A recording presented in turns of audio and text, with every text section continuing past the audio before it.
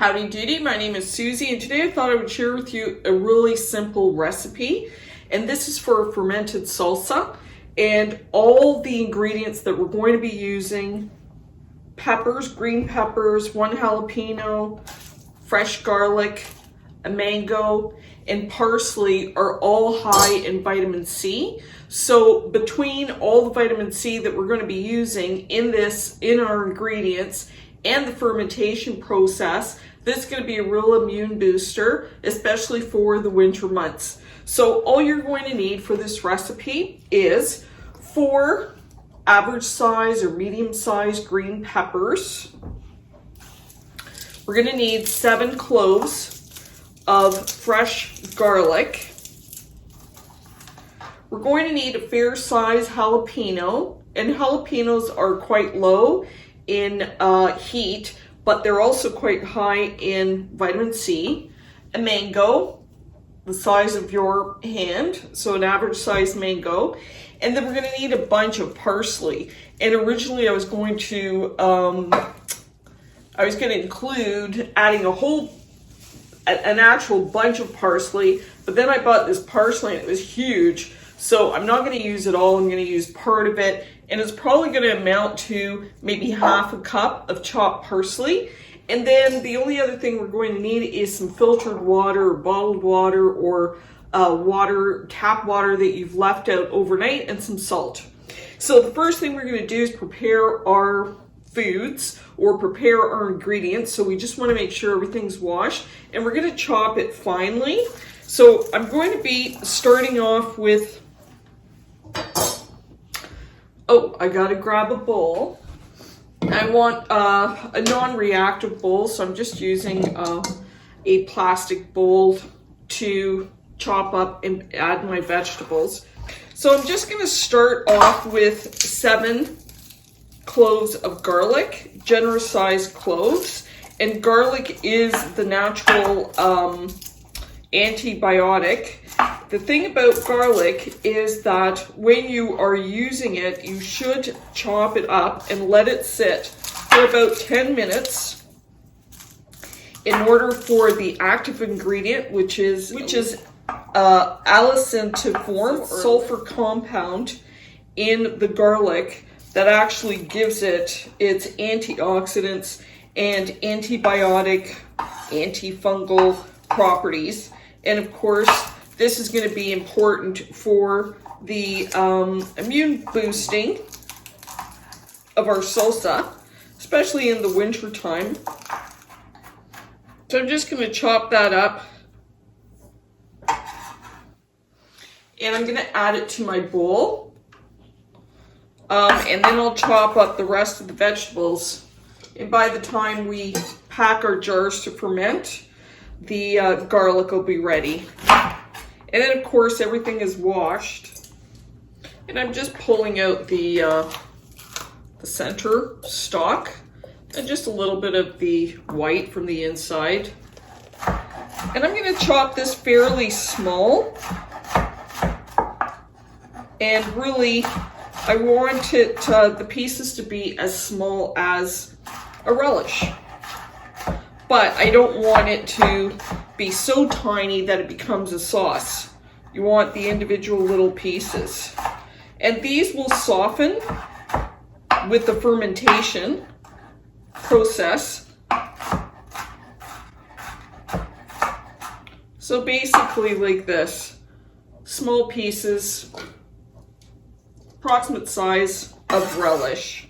So an average green pepper has almost double the amount of vitamin C as an average orange, and the red and the orange and the yellow peppers are even higher in vitamin C than the green peppers.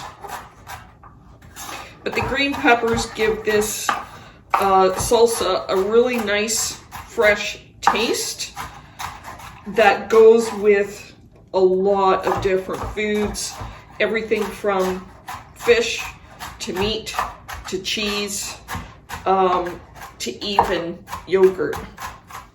So that's all the peppers chopped up into tiny little bits, and that garlic should be activated by now.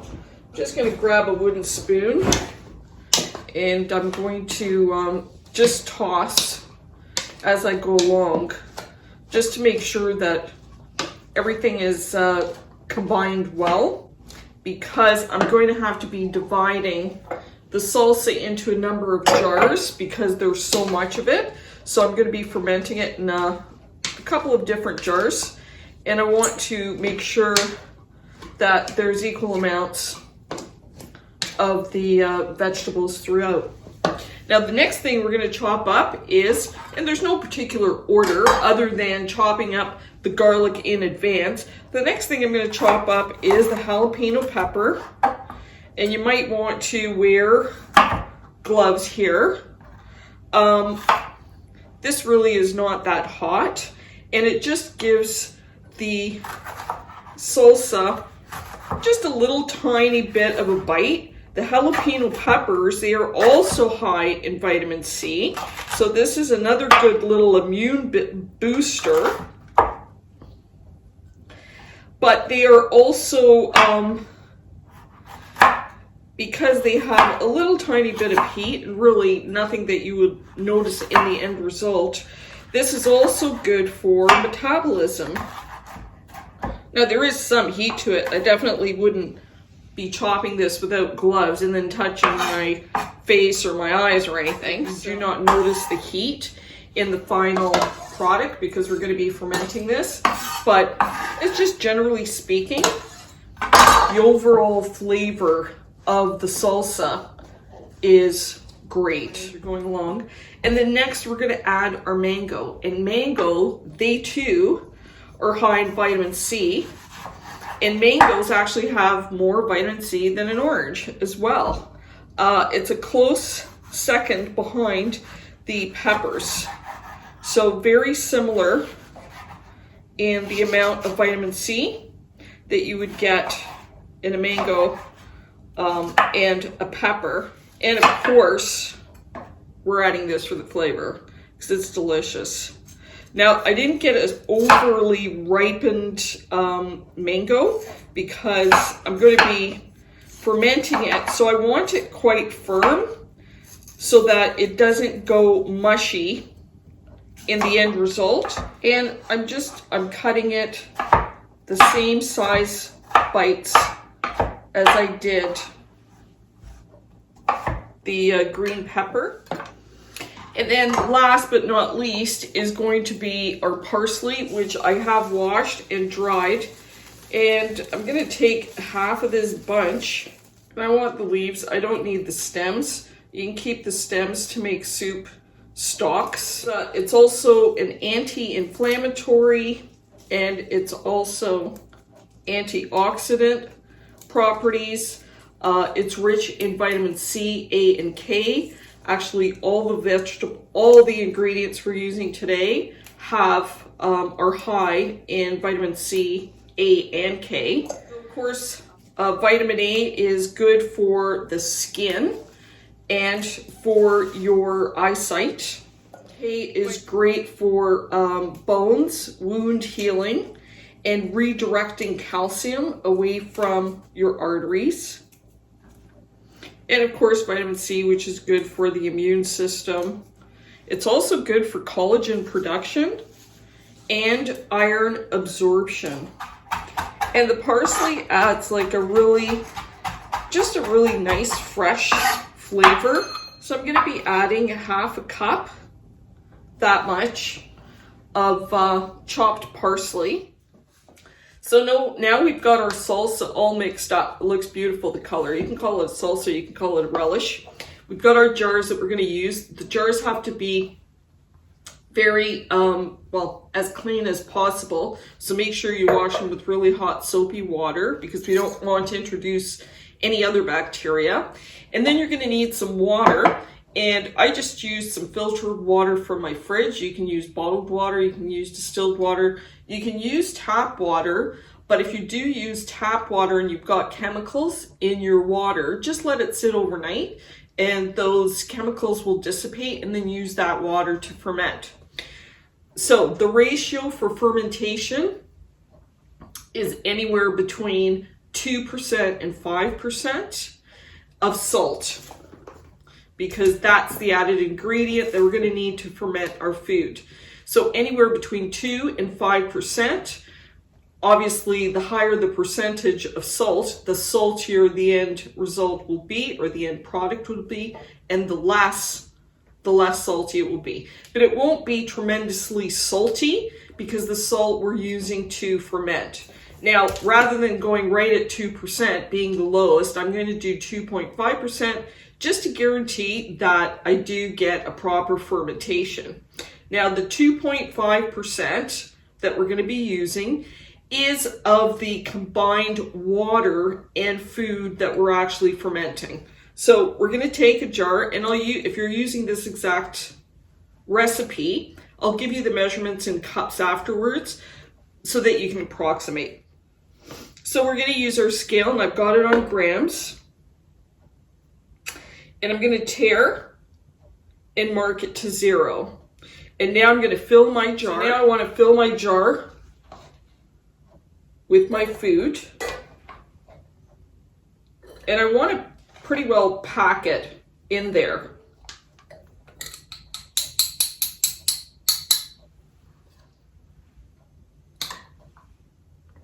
I'm just going to top that off. Write down the weight.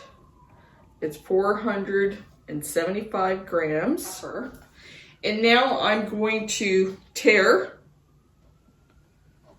And I'm going to add, I've got it back down to 0. Now I'm going to add my water. I'm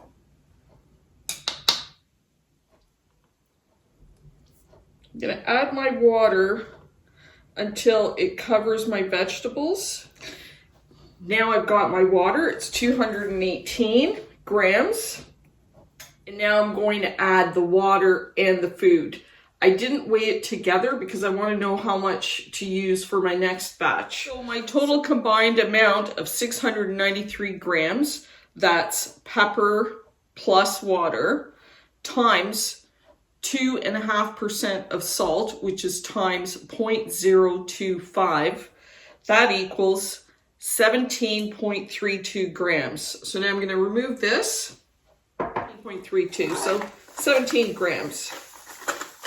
17.5 grams of salt. We've got our salt and we've got our water and our food, but we need to mix our salt into our food. And because this is going to be packed, it's going to be difficult to dissolve the salt. So I'm going to strain the water back out, add it to the salt, and put it back in.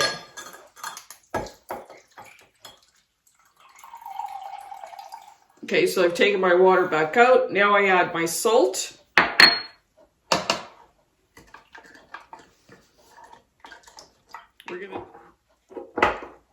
I'm just going to push those vegetables down.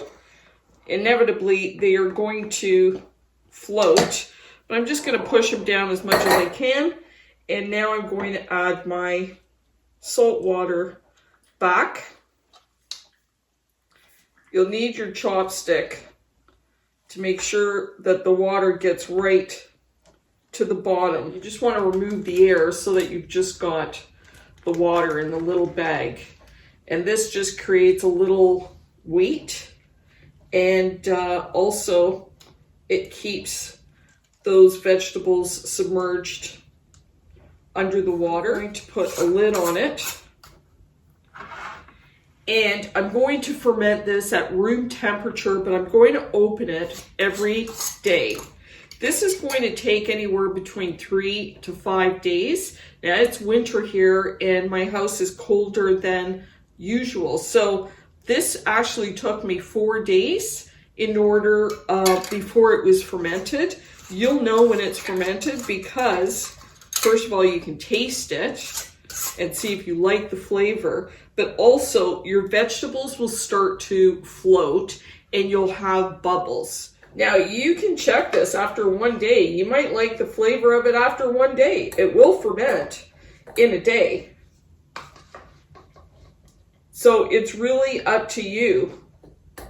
You might like it. It might taste better on the second day. What will happen is as it ferments, you get a different taste profile where the flavor becomes just a little bit more, the flavor becomes softer. It's not as raw, like if you were to eat it now, this would be it would taste, to me, raw. But after you ferment it, the flavors become more melded and blended, and there's a slight tang to it. And I'll just show you close up. Just take that little bag of water, and you can see how it just submerges those vegetables. So here is my green pepper salsa I made a couple of weeks ago, and I'm almost out, which is why I'm making more. You can see the difference in color. This is very vibrant. This is very, it's turned into an olive green. It's kind of melded together. You can't really tell the pieces apart. And when you smell it, you can definitely smell that it's like a tang. It's not sour as in lemon. It's tangy, and it's really super delicious, and it's fermented all up. So this has been in the fridge, like I said, for 2 weeks. I actually did make it in a much larger jar, and once it was fermented, then I dispensed it into smaller jars and kept them in the fridge. I gave some away, and the rest I kept for myself. So you can make it in larger jars, and then once it's fermented, remove the, you can dispense it into smaller jars, just making sure that you take along some of that brine to cover those vegetables, seal it up, and then you can store it in the fridge for months. So if you were going to have 1 tablespoon of this salsa, then you'd be getting 20% of your daily dose of vitamin C, 9% of vitamin A, and 15% of vitamin K. And it's 8 calories. For 1/4 cup, which is 4 tablespoons, you would be getting, that would be 31 calories. You would be getting 81% of vitamin C. You would be getting 36% of vitamin A, and you would be getting 58% of your daily dose of vitamin K. It still has that crunch, and it has that tang, and it's really delicious to go alongside any food that you like, whether it's fish or cheese or chicken, or on a cracker with sour cream, or with taco chips. Whether you have 1/4 cup a day or a tablespoon a day, it's going to be a good little supplement to boost your immune system, but it's also, because we fermented it, a great probiotic. So it's also aiding in good gut health. So I hope you like this video, and if you try this and you like it, I hope you share it. Until next time, happy fermenting. And so I've got my salsa off to the side in a little dish in case it overflows. I'm going to open it every day to let out the gas, and in about 3 to 5 days it's going to be fully fermented in the refrigerator for months. Also, you don't want to cook with this because heating the salsa will not only kill the bacteria that makes it probiotic, but it will also greatly diminish the vitamin C. So there's a couple of little bubbles, but not much activity. The color has softened slightly because the fruit and the pepper is macerating. So that's day 1.